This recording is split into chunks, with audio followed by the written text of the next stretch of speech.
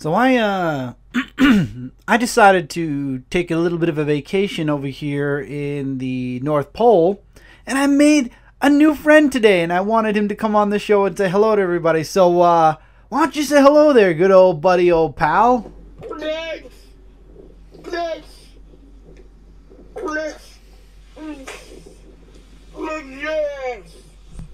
Yeah, it's really great to have you on here. So are you ready for another episode of the Dark Avenger podcast?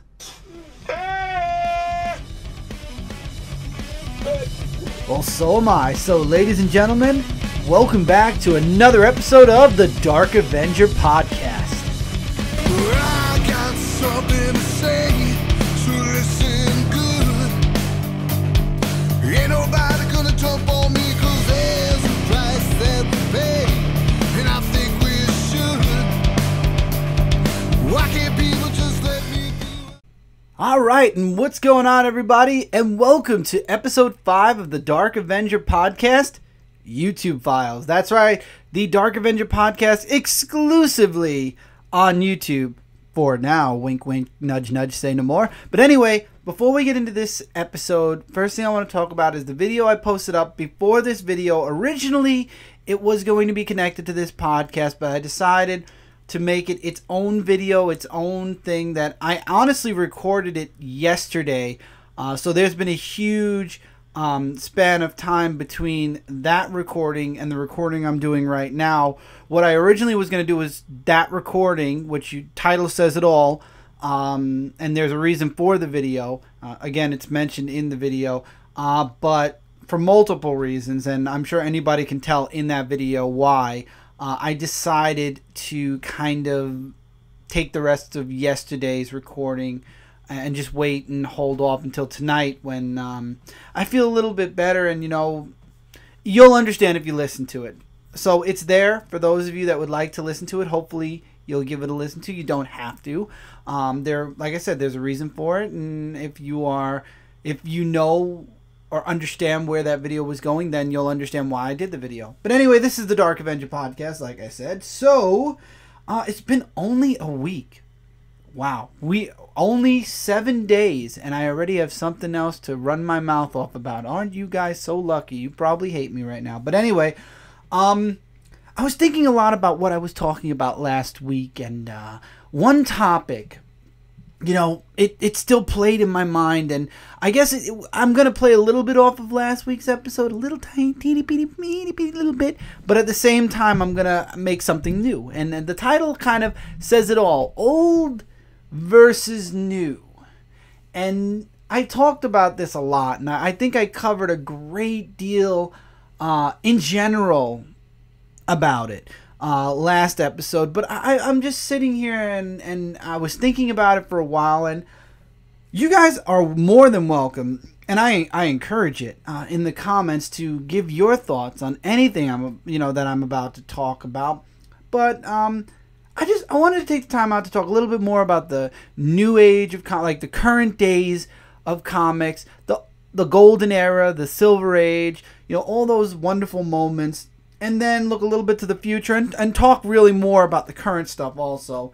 And one thing I've noticed while browsing around the interweb out there, more specifically YouTube, is there are a bunch of comic collectors and comic readers, yes, there is a difference, that like a wide variety of different titles. Some people, or not just titles, but eras. Some people enjoy reading the older books, the back issues from the 90s to the 80s, 70s, golden era, where it all began.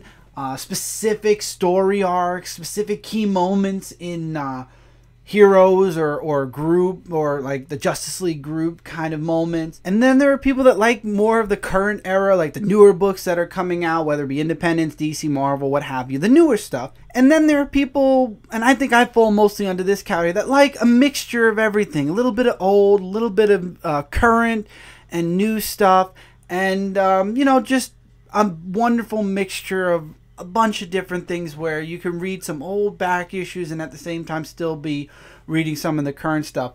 But now there are also new people that are just getting into collecting and reading comic books, and a lot of times people have questions. They're like, where do I start? Do I read the old stuff? You know, do I go check out the back issues? Do I read the current stuff? Is it worth checking out the current stuff? And I've seen these questions pop up multiple times. Is it, you know, are X-Men worth reading right now? Is DC worth reading while it's going through Rebirth?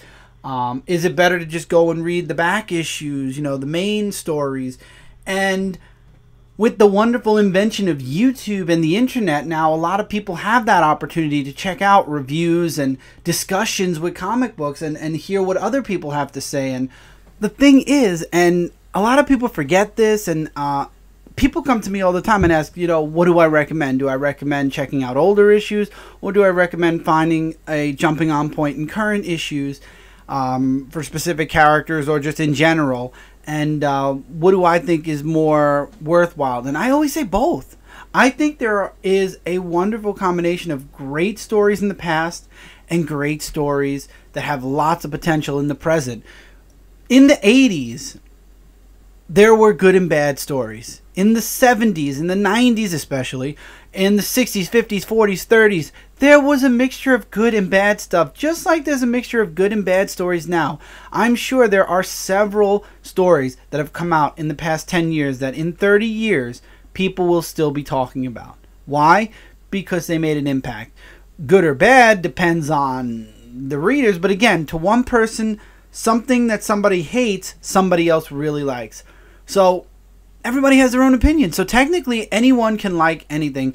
There are stories that I thought were completely horrible, but somebody else thought was amazing. And they had their reasons, and I had my reasons. It's just, it depends on your taste. So usually, when it comes to the newer stuff, I usually tell people what I'm reading currently, what I'm enjoying the most. But when it comes to back issues, I always say, well, what character are you most interested in? And then usually, you know, you have that index where you could say, well, for example, Superman, you've got some really big trade paperbacks. You've got The Death of Superman, The Funeral, The Reign of the Superman, and those three are, they just actually reprinted them. I'd love to get it just for the way the covers work. But anyway, there's that. There's Panic in the Sky, Curse of the Crimson Kryptonite, Superman in the 50s, 40s, 60s, 70s, 80s. I think I have all of them except the 40s, and I don't think they made a 30s book yet, because technically 1938 is when Superman was created, so technically 40, so I guess they threw 38 and 39 with the 40s. But yeah, I'm missing the 40s. I gotta grab that trade at some point. Might do that. But again, I always recommend, you know, when a person tells me a character, I know it's easier for me to mention trade paperbacks. If not, usually I'll direct them to a page where they have a list of all the big stories that happen with whatever character or team that they're interested in.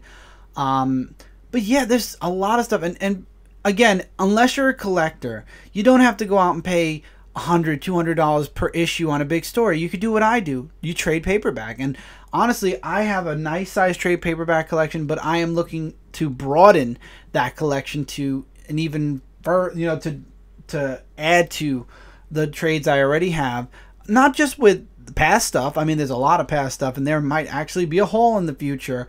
No promises, of course, but I'm just saying there's a tentative possibility there will be a nice size haul for certain books that will be broadening and adding to my trade collection, and then we'll go from there. But anyway, there's a wide variety of trades, both old and as you guys know, X-Men Gold and Blue, perfect example. Those are going to be trades that I pick up later on. But again, you know, if you are not buying a book for its value, you know, if you're not collecting, if you are just reading for the story, trade paperbacks. Me, I'm a little mixture of both. I love owning the issues I own right now with, like, for example, the first appearance of Nightwing, stuff like that. But again, I don't think I'll ever own the full run of Nightwing. I don't think I'll ever commit to that much money for a single series, especially after getting several full runs. So trade paperbacks is where I'll go. I'll check it all out in trade paperback, you know, and Nightwing actually has his trade collection goes pretty deep into the collection already, so I could always trade up to where it's up to now and then just single issue the rest of the way through. That's what I did with Saga. I started Saga, I fell off. I ended up getting the giant first book, and then I continued to single issue it from there. It depends on you. I'm a collector and I'm a reader, but usually books I buy, I read, And when I buy something to add it to my collection, I don't buy it, wait for the value to go up, and then try to sell it, or wait till a movie drops and the book, goes up to an astronomical price and then try to sell it.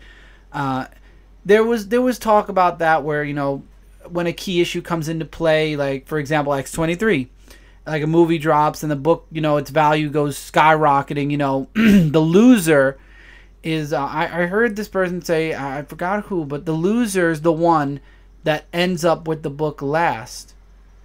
I think it's the other way around. The winner ends up with the book, unless that person is looking to buy it to sell. Like, if I find a book and I want it, regardless if a movie for that character is out or not, if I buy the book, it's staying with me.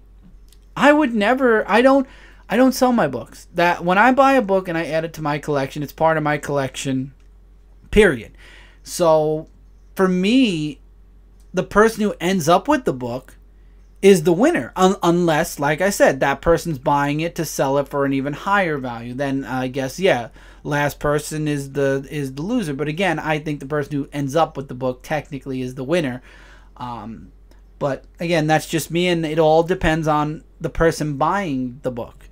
For me, I think I went through a couple of bids for a couple of comics, and when I got them, I was very happy. They weren't issues that had movies out at the time, but again, for example, the full run of Robin, I think I'm the winner in that, because I now have the full run of Nightwing in my of Robin in my collection, and I'm very happy with that. So I guess it all depends on how you view winning and losing. And in this case, I'd say, like, a person who wins a comic, that regardless if it's a key issue or not, or if it's valuable, super valuable at the time or not, the person who owns it is technically the winner. But that, again, eye of the beholder. Everybody has their own opinion. But for me, if I buy something, I'm not buying it to own a valuable comic to sell later for more money. In the future, all comic books are not going to really be worth anything, because everything's going to go digital. And you know what? That actually scares me, and I hope everything stays. I hope, while everything is going to eventually go digital, we all know that, I still hope we have our physical books as well. But the fact is, everybody will be able to own it and read it, so then it's going to bring the value. Current books, the values, unless it's a super low print book or an issue that introduces a new character that becomes big, yeah, those books are easy to find. And even if they're harder to find, the value, let's put it this way, no book will ever be an Action Comics #1 ever again. That's just never going to happen anymore. But at the same time, there are books that still can be worth $50, $60, $100, $200, $300. I'm not saying values are, will be low, but at the same time, if you're buying a book, I buy books to read. If you're buying books to hold on to them for value to sell them later, then you're a collector, but on the borderline of comic collector / comic entrepreneur who likes to buy books, wait for the value to go up, and then try to make, a profit off of selling that book.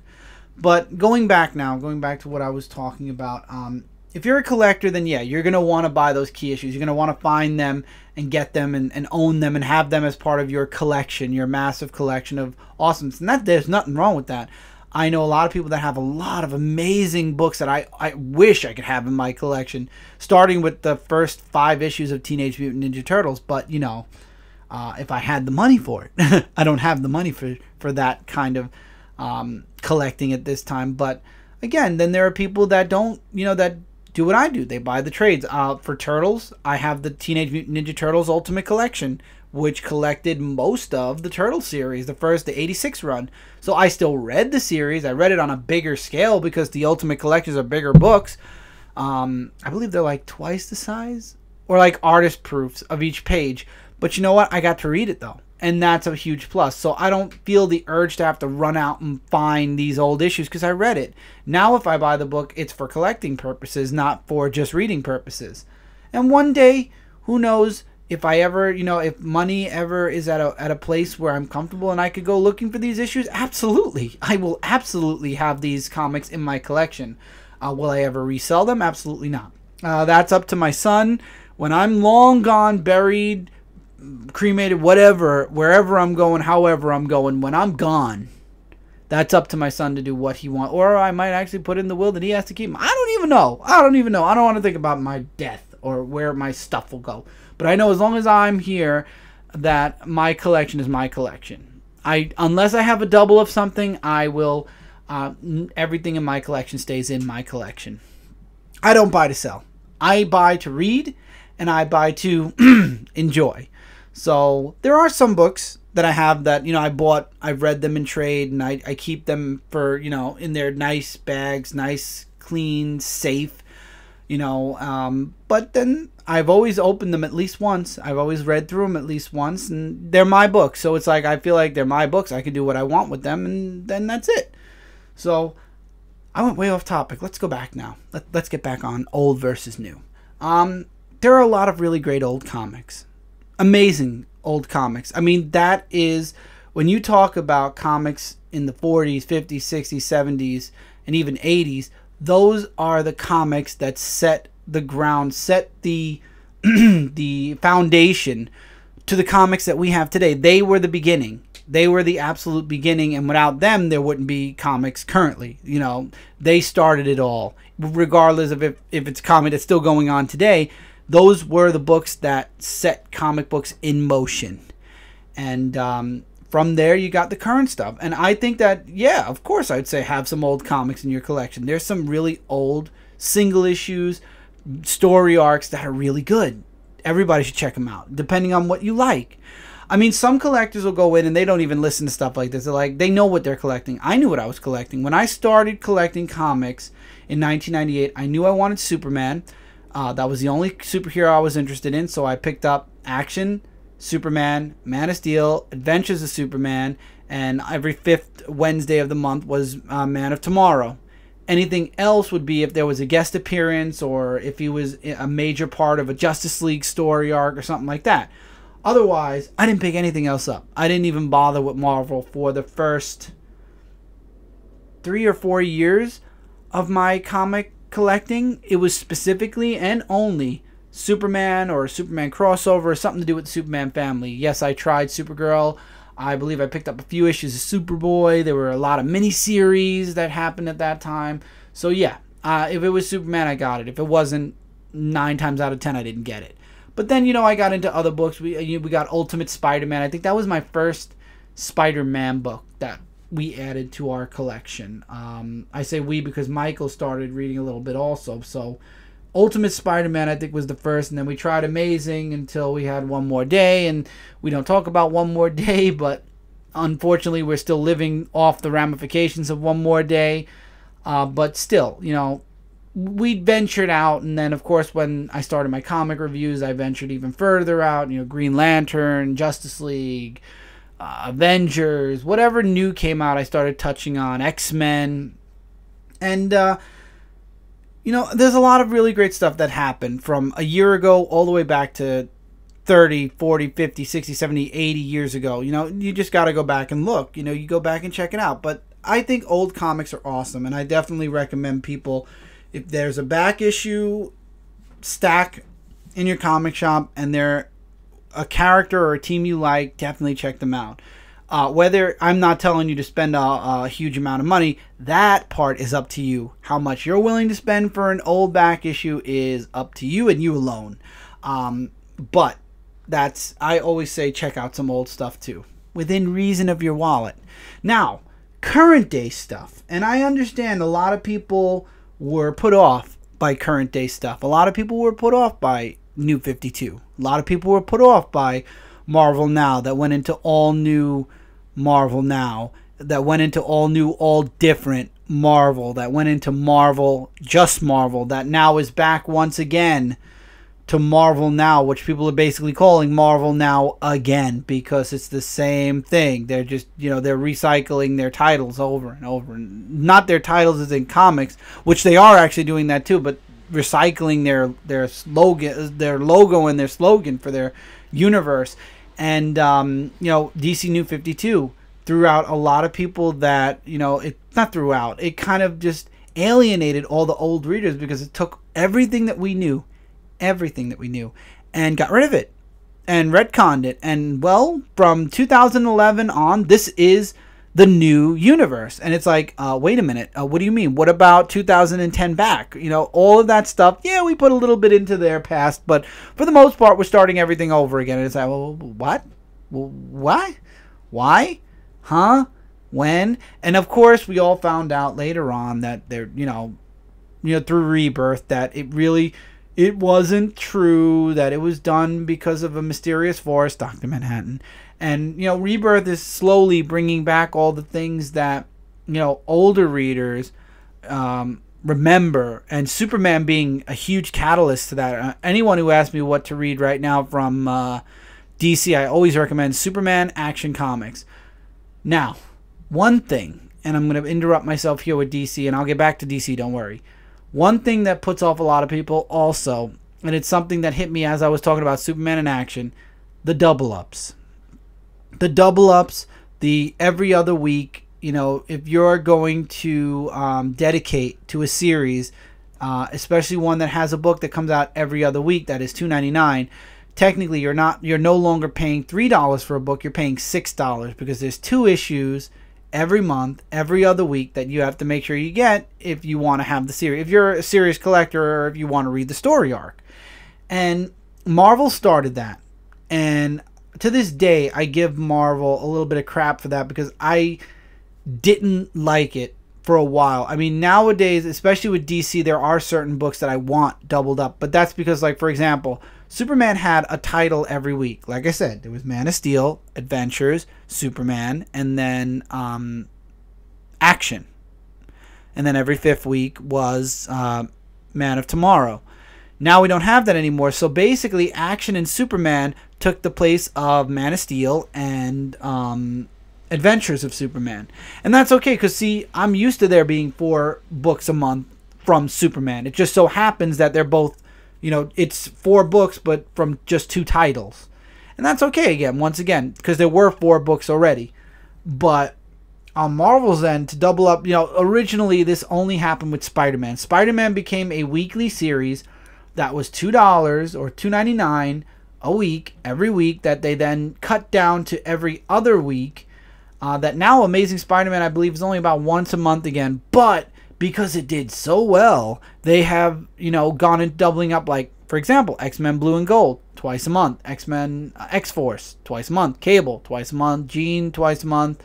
All their new stuff that they know is going to be popular, twice a month. DC, all their main stars, Batman, Superman, Wonder Woman, all twice a month. So, for new readers, that is a deterrent in a way, because it's like, well, I want to read more than just one series maybe, and I can't because every other week a new issue comes out for a certain book. And yeah, it gets pricey. Oh, collecting current comic books is very pricey. I will not say it is not. I will not sugarcoat the fact that it is pricey. At least DC brought the price down to $2.99, whereas Marvel, up until recent, liked to charge $3.99 for a double-up book. And if it was an issue 1 or something they considered to be a big issue, they would up the price to about $5. And if you collect Deadpool, there's already been about 2 or 3 books that were $10, and DC saw this and said, maybe we could try this. And they made 2 books so far, only 2 books that were $10 each. And hopefully those sales were not good. And Marvel went into Spider-Man 25 and did $10 for that book. I hope anyone who bought those books did what me and my brother did and ordered it from DCBS with a 40 to 50% discount on the book, so you didn't spend $10. Maybe you spent $5 or $5.99 or something. You didn't spend $10 because, again, why? What book? What comic? Who could justify? And I mean, people who like to buy variant covers can justify $10 for a book, but who can justify a book that has some 60 somewhat pages for $10? Those books that were 60 to 70 pages used to be $7, $8. Why $2 more? Books that used to be $5 are now $6, $7, $8, close to $10. Why? Why did all of a sudden things go up? And, you could say the printing cost, the artist cost, the writer's cost, life, we are in the future. Things cost more now. First of all, that's bullshit. If anything, as we move forward in the future, things should cost less because we should learn, and we should be learning how to make things in abundance where we don't have to worry about spending top dollar. Whatever happened to that? You know, progression, meaning we find ways to make more, you know, supply on demand. If there is a demand for something, or a demand for something that we need more of, nowadays there are things that are super hard to find. You go on eBay, they're 5, 6, 7, 8 figures. I'm still astonished. Plastic figures are $50, $60, $70, $80, $90, $100, $200. Why? Because they don't make enough. Why? What's the point? If Marvel Legends is selling a figure for $17.99 to $25.99, why make just so many that people, and this is how eBay just took off. People will run to the store the day they know the figures come out, buy an entire case where the store has nothing left, go on eBay and sell them for top dollar. Why? Because they know Marvel Legends is not going to make more figures. Why? Why not? If people are willing to pay the company that makes it the money for the figures, why not make them? Why sell them at the price they want? Which obviously is they're selling it for more than it costs to make. But why allow other people to get it and sell it for a 50 to 70% profit? People are profiting. Obviously they don't care, but maybe they should, because people are profiting and making hundreds of dollars off figures that they only sold for $25. I mean, does that make sense? Am I insane? But I mean, plastic. These are plastic figures. You know, I could never, if I paid $150 for a figure, got it in the mail, you know, took it out of the box and I looked at it, and God forbid a piece fell off, but let's just say you take it out and you look at it, you put it on a shelf, or even if you keep it in the box and you display it in the box, which I think is completely wrong. If you buy a figure, you need to take that. I mean, unless you're a super hardcore collector, you got to take that out. I mean, that's what the figures are meant for. All my figures I've taken out of their boxes. There are no figures I own except for one Christopher Reeve figure that I was gifted that I leave in the box. Everything is out. Everything's on a shelf. And I'm going to pay $150 for something I'm going to put on a shelf? If it ain't a statue, and when I say statue, I mean a resin statue, there is absolutely no way I'm going to pay $150. And it happens all the time. And anyone who collects Marvel Legends, DC Universe, Marvel Select figures, you know this, because they only make a certain amount and then that's it. And the eBayers just love it. I promise you, if people started making things a supply on demand basis, the eBayers would be screwed, because how are you going to charge $70 for a figure that a person can go into a store and order regardless if they have to wait or not? I mean, some people will still do it, but for the most part, people will just wait for it to show back up in the stores. Because why? Because they're making more of them. I don't understand it. I really don't. Supply it until the demand is gone. When the demand is gone, stop making it. It's plastic.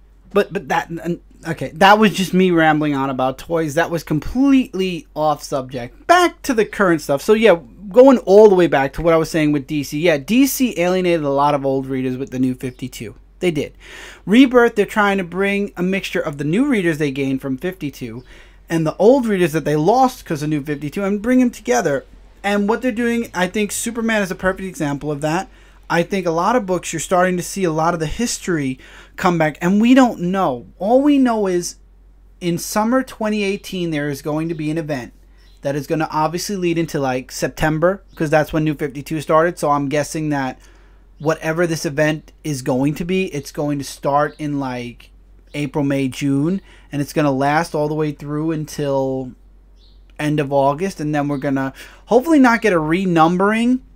We might, because Rebirth will be over and gone, but we'll get back to something, some type of a status quo where the DC heroes are going to face whatever threat. We all kind of know what it is, and deal with it. And will we get the old DCU back? Will the old DCU continue? See, a perfect mixture would be to have the old DCU return the way it was, but all the heroes have the memories from the New 52, so they don't lose all what, 4 or 5 years that they've been dealing with the New 52 in that universe.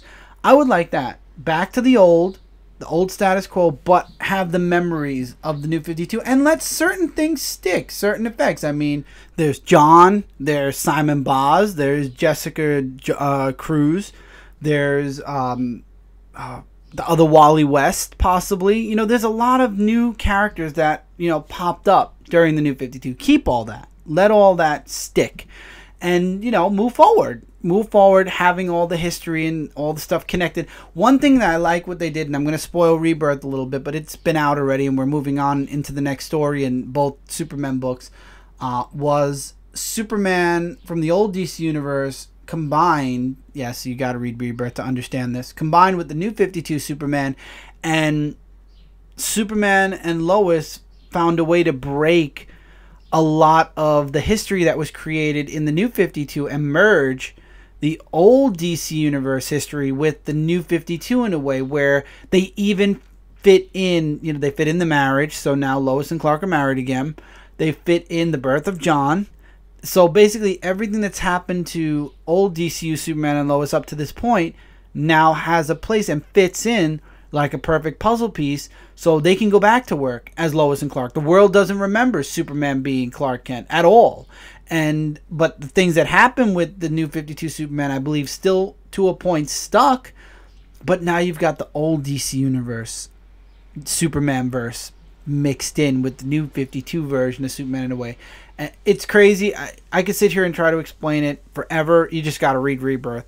All I could say is the old is now mixed with the new, and we have current day Superman, and I love it. I think it's great, and I'm looking forward to the continuing back and forth between Superman and Mr. Oz, who I'm almost 100% sure it's Ozymandias, but beside the point, I look forward to the continuing back and forth between the two of them. But with current books, there's a lot of deterrent, and I understand that. I mean, believe me, between the prices, the double ups, so much going on. Marvel with their events over and over and over, literally one event after the other. You know, series specific events, universe changing events. We won't talk about Secret Empire, but you know, and then of course the renumbering. I mean, how many number ones have we had for Captain Marvel in the past 2 years? How many number ones have we had for Avengers in the past couple of years? We've had a lot. We've had a lot of number ones in the past couple of years. So there are a lot of factors for current books that will deter people. But I always say this, and I mean it. Still try. You still try. You try to check out the characters you know you like. And there's also a wide variety of really, really good books in the independent line. Valiant is back, and they are kicking ass with Exo, Ninjak, Faith. Mike loves Faith. I mean, there's Archer and Armstrong. I'm not really into it. Michael liked it, but I love Exo. I love Ninjak. Bloodshot. You got Zenoscope, has a lot of really good mini-series stories going on. You got Dark Horse with lots of really great Alien and Predator stuff. Hellboy from time to time. I love Hellboy. IDW, man, if you are a child from the 80s and early 90s, TMNT, Transformers, G.I. Joe, a lot of the Hasbro line stuff like Micronauts and Mask, Gem and the Holograms, My Little Pony, Angry Birds. They have a wide variety, and I like it for kids, adults, and both. If you're a kid inside an adult's body, you know, there's a lot of stuff from IDW. I love IDW's TMNT. Best series since the 86 run, in my opinion. Not too kiddie, but not super dark adult. It has its bright moments and it has its dark moments. It's not a dark universe. And that's one thing I'm glad New 52 changed with DC, is it's not a dark universe anymore. The brightness is starting to shine through again. Moving forward, Image. Tons and tons and tons of different stories from different writers, both known and unknown, new, been around the block several times. Wow. So many great things in Image. From Walking Dead to Spawn, which was way back in the 90s, to Birthright, Paper Girls. There's a lot of different books that have come out of Image. Dynamite has a lot of pulp stuff that people will love. You know, The Shadow. I'm trying to think off the top of my head, and it's not coming to me right now. 007 being another one. You got Archie comics for Archie. You've got also in Archie you got Sonic, which I don't know where Sonic's been for a while. It kind of fell off the map for a bit. I'm starting to wonder. But you've got tons of different independent companies out there with tons of really good stuff. Vertigo, which is connected to DC. Wildstorm is apparently coming back at some point.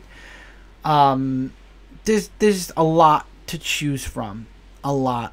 And that's a huge plus. Boundless has a lot of really interesting adult stuff. You got Coffin Comics for Lady Death.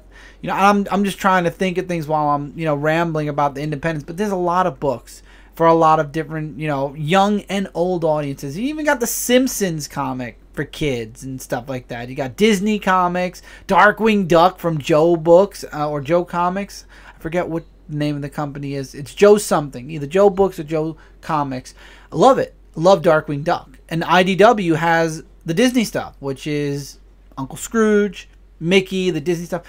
There's a lot of current stuff going on, and I think anyone can find something if they're willing to keep an open mind and look beyond just DC and Marvel. But that's just me. So old versus new, it's a no-brainer, no competition. Both are good. Both. Neither one is better than the other. The only difference between the two is the old Golden Age comics set the path, set the foundation for the books that we have now. That is the only difference. And the current stuff is setting the groundwork to things that we're going to be seeing 20, 30, 40, 50 years from now. When I'm old, when everybody who's listening to this is old, and our kids or our grandkids are either reading or not reading comics. You know, this will be something they talk about. Like back in the early 2000s, this happened or that happened or the other thing happened. Or maybe they'll even say it's the dark age in comics. Who knows? A lot of people say the 90s almost killed comics. I mean, you never know. We don't know what era we're in right now. I mean, this could be the dark times. I would think the New 52 was kind of dark times for me when it came to DC. 5 years of hell from 2011 till last year. But that's just me again. So it's a no-brainer, no competition. Both are good. You just got to find what you like and like what you find. And that's it. So my opinion is don't listen to anyone. Don't even listen to me. Go out and check it out for yourself. But don't limit yourself, especially if you're new to comics. Check out the old and check out the new.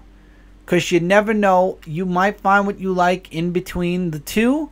You may love the old and hate the new. You may love the new and not really care much for the old.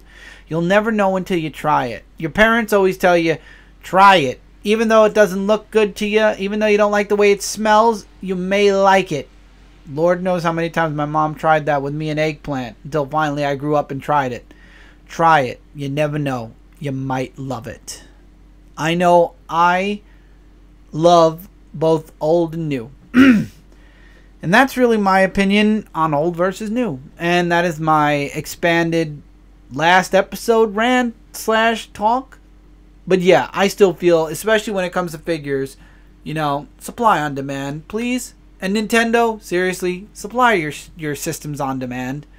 Because it's ridiculous that people have to wait months before they can get a Switch, which has no games, by the way. So nobody run out and buy a Switch. You don't need it. Only Zelda's on it. And guess what? You play Zelda on the Wii U. Same graphics. Very little difference. Very, very little difference. That's what I'm going to do. I'm going to play it on the Wii U. I'm not going to go out and buy a Switch right now. I'm going to wait till the holiday season when you got new games dropping and you got big games dropping. If even. And honestly, I'm not buying it. I bought the Wii. I bought the Wii U. Both systems, I'm good on Nintendo. Michael is very interested in the Switch. So Michael will most likely be getting the next Nintendo system. I personally play on PlayStation more. And I think that's a good segue to talk about one little last thing before we wrap up the show. And that is something that I love Seth Rollins' phrase when he first came back, you know, from his knee surgery several months ago. rebuild, reinvent, and reclaim. And I think that definitely is something that I'm falling into now. For those of you that know or don't know my personal life and my work life, things have been absolutely insane the past couple of months. From home life to, life online to everything. And one thing that I'm trying desperately to do is to find, it's hard to even explain what I'm trying to find. I'm trying to find a zen between it all. And I like that Triple R saying, rebuild, reinvent, reclaim. And that is something I am going to be focusing on heavily in the next month. And when I say the next month, I mean April.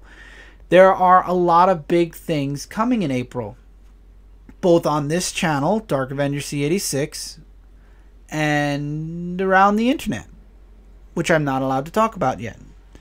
And rebuild. Now, I've tried that with this channel, and we've done that, with Dark Avenger Inc. going into Comic Frontline. That was a rebuild. We built back up from Dark Avenger Inc. We went to Frontline and we rebuilt everything from the ground up. I've tried that several times with this channel. To this day, I still try to rebuild and reinvent. We've reinvented a lot of things on Comic Frontline, and I've reinvented this channel multiple times as well. Reclaim. Reclaiming what, though? I know what I want to reclaim, and I wish I could explain it to you guys now, but it'll ruin the fun for weeks to come. But I just want to let you guys think about that. Rebuild, reinvent, reclaim. Those three words, by the very first day of May, will have a significant, strong definition of what I am going to be a part of and what I am doing in general, online and offline. Rebuilding, reinventing, and then reclaiming blank. You guys will figure out the reclaiming part soon enough. For right now, the little teaser I think is good enough. I do have a series I'm working on right now on this channel that I'm having a lot of fun with. Unfortunately, the past couple of weeks have been nerve-wracking, or things have happened, like this past weekend. I'm trying my hardest because I do have it at a set pace for a reason. This is a series. This series will have a title. For right now, it does not. It will as soon as the series gets to a certain point, because then you guys will understand what it is. But till then, this series literally is only going by the titles of the episodes. So I was going to do an episode this week specifically. I didn't get around to doing the parts I needed to. And there's a truck on the outside because I have my window open. So I'm going to be doing a different episode instead this weekend for this week. I'm hoping to catch up now that things are finally sort of settling down a little bit. Things in the house, God please, because I made a podcast talking about how things will getting back to normal, and they didn't. Obviously, things are still very hectic. Things got a little bit more hectic because of what happened this past weekend. But I'm hoping that within the next week, the beginning especially of next week, things will get back to norm, God willing. I'm hoping, and if they do get back to a norm, then that means things will finally go back to a normal flow. And we are coasting. We are in coast right now to episode 400 of the Dark Avenger comic book review. I am posting up 3 episodes a week of the older episodes because I want to make it to 400 on this channel as well, because it all began here, ladies and gentlemen, and I want it to get to its landmark 400th episode here. It may make it to 400 a week later than it should, but I think everything happens for a good reason, and it will work out for a good reason, which we will discuss obviously later. Not today, not this month, not next month. Maybe in the future we'll discuss it. But I am glad that I'm working on this channel, as much as I'm really happy doing a lot of the stuff. I mean, I'm really excited for a few projects that we're talking about for Comic Frontline right now. I'm really excited. I've had a great time meeting lots of new people lately. As you guys know, I worked very heavily on What the Card in the comments and talking with people for a while now. Me and Mike kind of tag teamed out. Michael is taking over the mantle of commenting and talking with people on What the Card because I'm back on this channel and I'm busy doing actual work, with Celestial Falcon and work in general in the comic book realm. I mean, this is my home. The comic book realm is my home. Away from home. In home. While I'm home. I'm losing myself. Getting back to it, comics will always be second nature to me. Whether it be writing my comic or reading comics, this is just, it's my place. It's my thing. So, yeah, I'm very happy to be here. And I've met so many nice people over the past couple of weeks. And it's all thanks to people who found my live show on Comic Frontline. So people would pop into my show while I'm doing Dark Avenger Live. I meet people, I talk with them in the comments, and then I go to their channel, check out their stuff, and talk with them in their comments through Facebook, through messages on YouTube. And it's amazing. You'd be surprised how many really nice people are on YouTube. And the problem is, YouTube likes to put the popular people front and center and take all the people that have 100,000 subs and below and put them on the set, on the back burner. And that sucks because there are a lot of really great people. They don't need to have 1 million subs to be awesome. And I think a lot of people that I'm subscribed to right now, you can check out my subscriber list. It is now public. A lot of people that I'm subscribed to right now are really great people. They may not do videos, every single day. They may not do videos like, the big, YouTubers that have like a whole editing staff behind them, by the way. They don't do the editing. They have an editing staff do it and put all the special effects, music, and whatnot in. They don't do it themselves. They just sit in front of a camera and record and then give the raw footage to somebody else to edit and make it look all purty and nice. I would like to have an editor. I'll pay $0.00, but you will get credit. Yeah, no, that'll never happen. But yeah, I mean, what I recommend is always search. Go to page 3 and 4 when you're looking for something, because you'd be surprised. And another thing that drives me absolutely bonkers, when I look for something, like if I want to look up a trade or a certain type of collectible, nobody has pictures of it. It's not on Google. It's not on YouTube. It's amazing. And newer books, newer comic books, and no one has them. It's crazy. It drives me absolutely insane because it's like nobody takes pictures. Nobody has a video about this. I mean, I'm surprised, especially like, for example, there's an artist proof book for TMNT, and I wanted to see what it looked like. I found one video in French, and the title doesn't even say what the name of the book is. I had to play around with the title.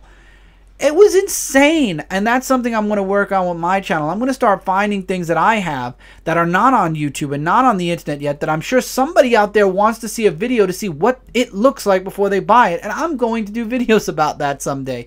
I'm not promising you today, tomorrow, and as I told you guys, I don't do series anymore. I'll do a series title, but I don't have like it is coming out once a week, every week till I die, because every time I say that, it doesn't work out. I learned that the hard way. I've done a lot. I've cut things out. I've wanted to do a lot, and there were announcements I made a year ago that a series that never even made it to the light of day because I want to do so much, but in the end, there's only 24 hours in a day, and there's not enough time. There's never enough time, and that is the main problem. Is there's never enough time in a day, but we do what we can. And I do it because I love you guys, and I love doing what I do for you guys. So that's why the Dark Avenger podcast. That's why all the other awesome stuff that we do on Frontline, and all the stuff we do on Zone 4, and etc., etc. We do it because we love to entertain you guys. We like you guys to enjoy what we enjoy and sharing what we enjoy. And that's why I love doing this. And I'm so happy that, several years ago I was kind of nudged into doing this channel, doing my own personal thing, because if not for that little nudge, Dark Avenger C86 might not be here, and Comic Frontline might still exist. It just wouldn't have been something I was a part of. So I'm happy I got the nudge, and I'm happy I share my enjoyment with you guys, and I'm glad you guys enjoy it. And I hope you guys are enjoying it. And I would love to hear your thoughts in the comments below. I would love to hear what you guys think of the old comics, what you guys think of the new comics, etc., etc. Feel free to share your opinion. I love hearing from you guys. And I'm trying to make it a point that if I get anything on this channel specifically, I will be writing back. And I actually have to start finding a way to know when my videos on Frontline get comments, or I'm just going to have to start, sticking my head in and making, checking the comments, manually, because I get a lot of comments on videos I do on Frontline, and I really want to make sure to write back to each and every one of you guys, because that's the most important part of videos. I love hearing from you guys, and I do, even if the videos are like weeks late, I always try to at least read the comments, and I do like them. Like, I know Peter Barker always has a comment down for a comic review. He writes down his tops and everything, and I love it. I love reading it, even if it's weeks later. I love seeing his tops, though, at least knowing what he enjoys. And it's funny how we kind of compare, contrast. We kind of have almost the same, and we think the same way for certain books, and then we think completely differently about certain books. It's always fun. And yeah, so technically I'm saying I'm good with answering comments, but I got to be better. I want to be better, and I will be. And I like popping in on live shows when I catch them from time to time and talking with people in the comments, people doing the live shows. Sometimes I'm invited on. Most of the times I can't because I have a screaming something in the background, whether it be family or baby or etc. But when I can, I do. I have a couple of times. I would love to do it more, but all depends on the background and what's going on. So anyway, that's it for this cast. You're probably hearing this on Friday. So I'd just like to point out the Dark Avenger Live is tonight at 9:35 p.m. Eastern. This week, we are late with the comic review, so Mike and I are probably going to do an early afternoon, like late afternoon, early show, reviewing all the books that we read this week. And this week is the week of the 22nd.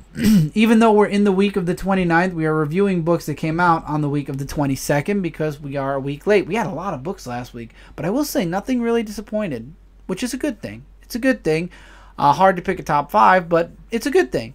So thank you guys so much. I'm rambling on now, so I'm going to let you guys go, as always. I'm enjoying my little vacay here in the North Pole, even though the background noise kind of ruins the effect of me being in the North Pole. But yeah, thank you guys so much for being here with me today and every day.